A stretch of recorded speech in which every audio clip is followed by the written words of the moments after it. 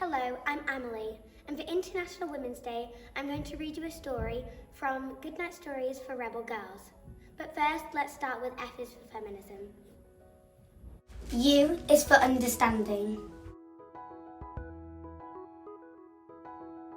V is for voice. W is for work. X is for experiment. Y is for yes. And Z is for zeal. And somebody who embodies all of these roles is Golda Meir. Once there was a girl who was born to be an activist. When Golda was in school, she noticed that some students didn't have textbooks because they couldn't afford them. Golda rallied her friends to hold a fundraiser to buy textbooks for their classmates. She and her family had immigrated to the US only a few years ago.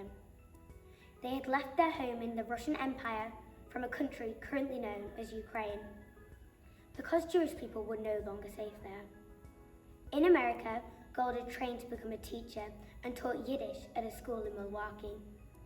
She also joined a group of political activists who believed Jewish people should have their own country in the Middle East where their ancestors had first lived. Eventually, Golda and her husband, Morris Mason, moved to the Middle East themselves and joined a community called a kibbutz. In 1948, Golda was one of the two women to sign Israel's Declaration of Independence. For over 2 decades, she worked in Israel's government. When she was asked to take a Hebrew last name, she changed it from Mason to Meir, which means illuminate. When she was about 68, Golda wanted to retire, but people urged her not to.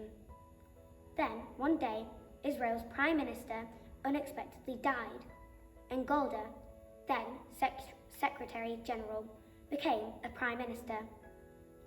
A few months later, her political party won the election, and she served as Prime Minister for 4.5 more years.